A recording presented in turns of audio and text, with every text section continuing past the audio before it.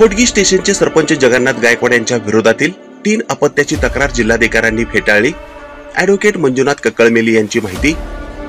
दक्षिण सोलापूर तालुक्यातील होडगी स्टेशन ग्रामपंचायतीचे सरपंच जगन्नाथ गायकवाड यांना 3 अपत्य असल्याची तक्रार जिल्हाधिकाऱ्यांकडे करण्यात आली होती। मात्र हयात अपत्य 2 असल्याने सदर तक्रार अर्ज जिल्हाधिकाऱ्यांनी फेटाळल्याने सरपंच गायकवाड यांना दिलासा मिळाला आहे। होडगी स्टेशन ग्रामपंचायतीचे सरपंच जगन्नाथ गायकवाड यांच्या विरोधात सरपंच यांना सन 2001 च्या अगोदर 2 आणि नंतर 1 अशा एकूण 3 अपत्य आहेत। 3 अपत्य असल्या कारणाने जगन्नाथ गायकवाड हे सरपंच पदावर राहण्यास अपात्र आहेत, अशा आशयाची तक्रार कृष्णानंद कोकरे यांनी सोलापूरच्या जिल्हाधिकाऱ्यांकडे तक्रार केली होती। त्या सरपंच जगन्नाथ गायकवाड यांनी ॲडव्होकेट मंजुनाथ कक्कळमेली यांच्या तर्फे हजर होऊन युक्तिवाद केला।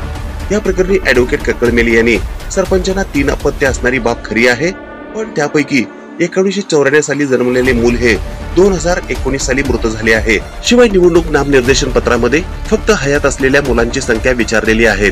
त्यामुळे हा अर्ज फेटाळण्यात आल्याची माहिती ॲडव्होकेट मंजुनाथ कक्कळमेली यांनी शनिवारी सायंकाळी 5 वाजण्याच्या सुमारास पत्रकारांशी बोलताना दिली। ही बातमी संकलित केली आहे संपादक गुरु गायकवाड यांनी। ताज्या घडामोडी पाहण्यासाठी आजच महाराष्ट्र सुखदेव न्यूज या YouTube चॅनलला लाईक आणि सबस्क्राईब करा।